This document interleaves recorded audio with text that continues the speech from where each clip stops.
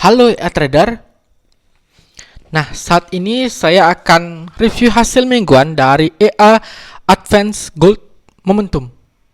Dan sekarang ini memasuki minggu ke-7. Kemudian EA Advance Gold Momentum ini memiliki SL dan TP, ya, atau yang namanya EA One Shot, ya.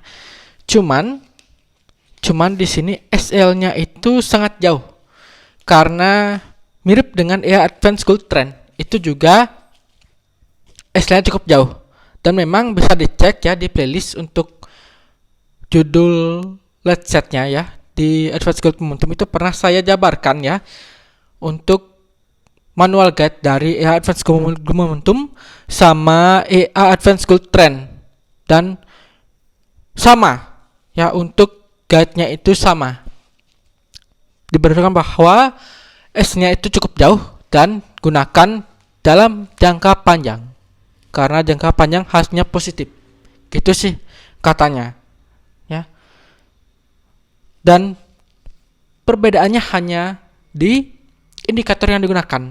Kalau misalnya Advanced Gold Trend itu menggunakan indikator trending ya, atau dia mungkin ke follow trend, lebih follow trend. Sedangkan momentum ini lebih ke indikator momentum, nah, di momen tertentu gitu. Makanya hasilnya pasti akan beda. Cuman ya sekali kena SL-nya cukup menyakitkan. Tapi ternyata ada perbedaan sekali kena SL. Di trend itu adalah min 50 ya, sekali kena SL, sedangkan di sini kena SL-nya sekali itu min 48. Beda di 2 USD doang. Oke. Sedangkan TP-nya sendiri di Advanced Gold Momentum ini TP sekitar 12 USD. Ya, jadi sekitar 48 banding 12 USD itu ada perbandingan risk dan reward sekitar berapa itu? 48 sama 12 berarti 4 banding 1 ya. 4 banding 1 ya. 4 banding 1. Itu pun kalau misalnya kena TP. Kalau misalnya nggak kena TP di 12 USD, karena ini EA pakai trailing stop, otomatis ada SL plus, dan bisa aja kena SL plus di bawah dari 12 USD tersebut, sehingga otomatis risk dan rewardnya bisa 4 banding di bawah 1 atau 0,2 sampai 1 ya. Jadi rewardnya sangat kecil sekali dibandingkan dengan risk yang sangat besar, yaitu di 4%. Jadi itulah resiko dengan menggunakan EA Advance Gold Momentum. Oke. Nah, untuk jenis akunnya sendiri adalah akun Proignas. Start modal awal di 100 USD. Pairnya tentu aja pair gold ya, dengan time frame di H1. Dan hasil seminggu sebelumnya itu masih ini ya, loss ya. Masih, maksud saya balasnya berkurang gitu. Belum recovery dari balance terakhir itu sekitar berapa ya, 89 ya kalau nggak salah, 89 ya.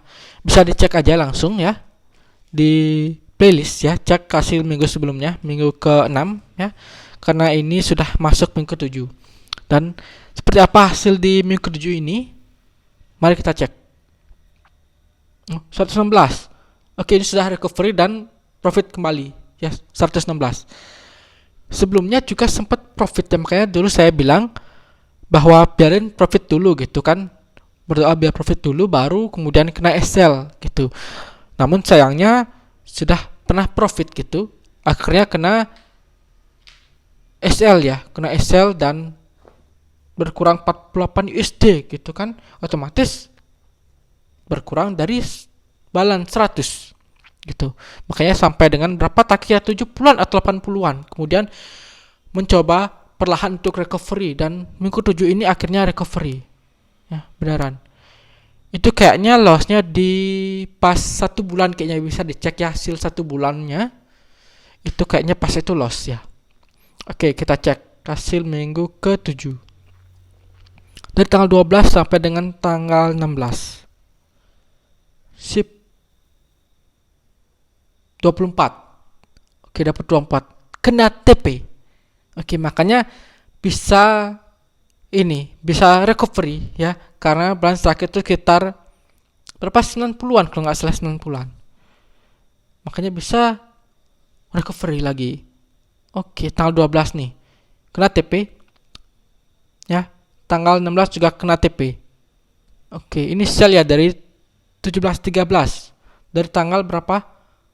Dari tanggal 12. Tanggal 12. Tanggal 12. Oh, di sini dia jauh. Jauh juga.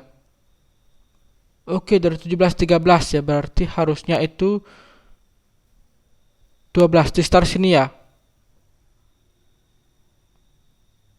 Oh, di start sini dia OP 17.13. Di sekitar sini dia OP dan price-nya naik tuh. Price naik sampai dengan 17.35. Berarti minggu lalu ini ada floating, harusnya dia floating ya, floating gede ya sampai dengan, karena sampai dengan 35. Untungnya adalah adanya ini news ini CPI kayaknya ya. News ini yang menyebabkan turun drop sampai sekarang juga masih turun, sehingga bisa kena TP. Oke, memang kayaknya ini faktor keberuntungan ya, benar-benar faktor keberuntungan.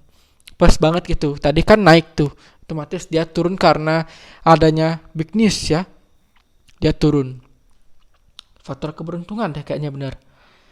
Oke, selanjutnya adalah tanggal 16. Tanggal 16 dia buy ya di 16.65. Tanggal 16 di 12.00.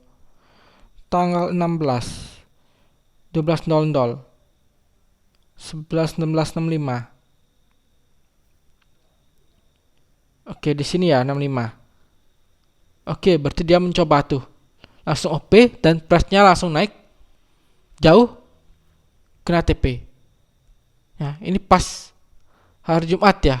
Hari Jumat berarti ini hari Jumat pas ada news malam.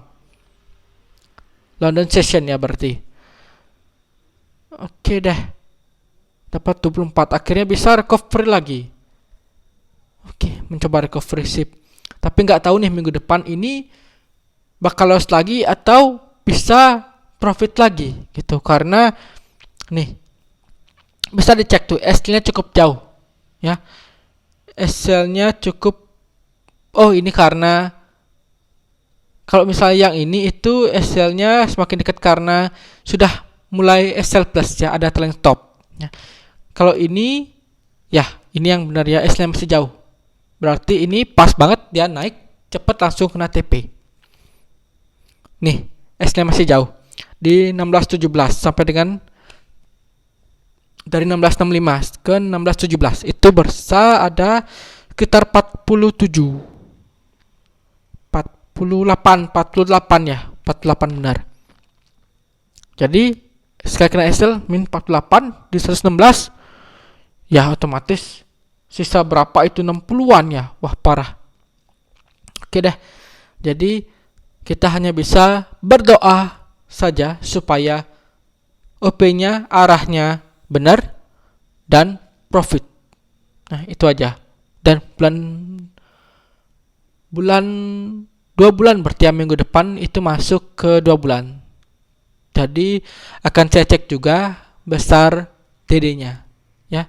Jadi tunggu lagi review di minggu depan, minggu ke-8 atau bulan kedua. Oke.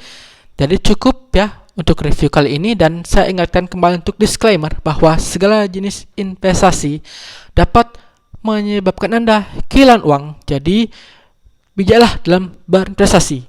Gunakan uang dingin atau uang yang Anda sudah siap kehilangan.